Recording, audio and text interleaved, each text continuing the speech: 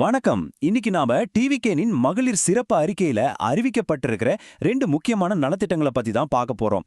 இந்த திட்டங்களோட முக்கிய அம்சங்கள் என்ன? வாங்க ரொம்ப சுருக்கமா ஆனா தெளிவா இத பத்தி பார்க்கலாம். பெண்கள் மற்றும் குழந்தைகளுக்கான புதிய திட்டங்களா? ஆமாங்க, கரெக்ட். இந்த அறிக்கை முழுக்க முழுக்க அவங்கள மையப்படுத்தி தான் வெளியிடப்பட்டிருக்கு. சரி, அப்படி என்னதான் வாக்குறுதிகளை கொடுத்திருக்காங்கன்னு நாம கொஞ்சம் ஆழமா போய் பார்க்கலாம் வாங்க. சரி, வாங்க ஆரம்பிக்கலாம். இந்த மகளிர் சிறப்பு அறிக்கையில இருக்கிற வாக்குறுதிகளை ஒன்னொன்னா பார்க்கலாம். முதல்ல நம்ம பார்க்க போறது பெண்களோட பொருளாதார முன்னேற்றத்துக்காக கொண்டு வரதா சொல்ற ஒரு திட்டம். இந்த திட்டத்தோட பேரே நல்லா இருக்கு பாருங்க. சிங்கப் பெண்கள் மேம்பாட்டு திட்டம்.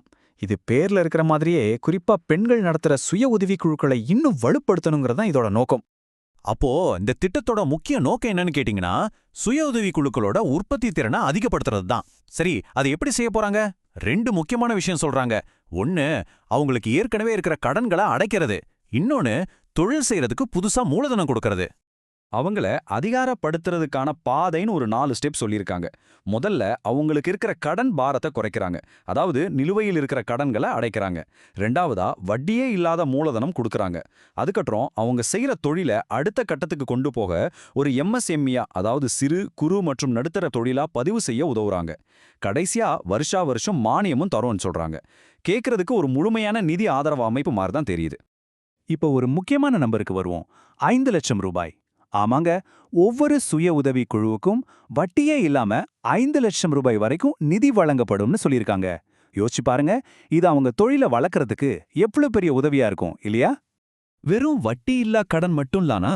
இல்ல, அதுக்கு மேலே இருக்கு. ஒருவேளை ஒரு சுய உதவிக்குழு தங்களை ஒரு எம்எஸ்எம்இயா பதிவு செஞ்சுக்கிட்டாங்கன்னா, அவங்களுக்கு வருஷந்தோறும் கூடுதலா இன்னொரு 5 லட்சம் ரூபாய். இது 100% மானியம். அதாவது இதை திருப்பி கட்ட வேண்டியதில்லை. இது ரொம்ப முக்கியமான பாயிண்ட். இது கடன் இல்லை, முழுமையான மானியம். சரி, இப்போ பெண்களுக்கான திட்டத்தை பார்த்தாச்சு. அடுத்ததா குழந்தைங்களுக்கான ஒரு திட்டத்துக்கு போகலாம். இது புதுசா பிறக்கிற குழந்தைங்க அவங்களோட குடும்பங்களை மனசுல வச்சு கொண்டு வரப்பட்ட தாய்மாமன் தங்க மோதிரம் திட்டம். இந்த திட்டத்தை அறிமுகப்படுத்தும் போது ஒரு அழகான வரிய சொல்றாங்க. தமிழ்நாட்டில் பிறக்கிறது மிகப்பெரிய வரம்னு. இந்த ஒரு வரியே போதும் இந்த திட்டத்தோட நோக்கம் என்னன்னு புரிஞ்சுக்க. தமிழ்நாட்டுல பிறக்கிற ஒவ்வொரு குழந்தையையும் ஒரு கொண்டாட்டத்தோட வரவேற்கணுங்கிறது தான் இதோட நோக்கம். அந்த வரவேற்போட முதல் பரிசா என்ன கொடுக்கறாங்க தெரியுமா? தமிழ்நாட்டுல பிறக்கிற ஒவ்வொரு குழந்தைக்கும் அரசாங்கத்தோட ஆசீர்வாதத்தோட ஒரு தங்க மோதிரம். இதுதான் முதல் அறிவிப்பு. அடுத்து 2வது பரிசு. இது ஒரு முழுமையான பேபி வெல்கம் கிட். இது ஏதோ ஒரு சின்ன பரிசு பொருள் மாதிரி இல்ல. ஒரு குழந்தை பிறந்த உடனே அதுக்கு என்னென்ன அத்தியாவசிய பொருள்கள் தேவையோ அதெல்லாம் சேர்ந்த ஒரு தொகுப்பு இது. அப்படி அந்த கிட்ல என்னதான் இருக்குன்னு நீங்க கேட்கலாம். வாங்க பார்க்கலாம். குழந்தைக்கு தேவையான ஊட்டச்சத்து பொருட்கள், அழகான குட்டி ஆடைகள், அப்புறம் குவாலிட்டியான பேபி சோப், பேபி ஆயில், பவுடர்னு எல்லாமே இருக்கு. அது மட்டும் இல்ல, கொசுக்கடியில இருந்து பாதுகாக்க கொசுவலை, விளையாட பொம்மைகள், அப்புறம் ரொம்ப முக்கியமா நாப்கின்கள், டயப்பர்கள் வரைக்கும் ஒரு குழந்தைக்கு தேவையான அநேகமா எல்லா அடிப்படை பொருட்களும் இதுல இருக்கு. ஓகே, இப்போ நாம பார்த்த இந்த 2 திட்டங்களோட முக்கியமான அம்சங்களை எல்லாம் சட்டுன்னு ஒரு தடவை பார்த்துட்டு, கடைசியா நம்ம எல்லாரையும் யோசிக்க வைக்கிற ஒரு கேள்வியோட இந்த அலசலை முடிக்கலாம்.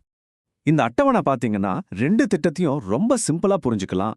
ஒரு பக்கம் சிங்கப்பெண்கள் திட்டம். இது யாருக்குன்னா சுய உதவி குழுக்களுக்கு. என்ன கிடைக்கும்?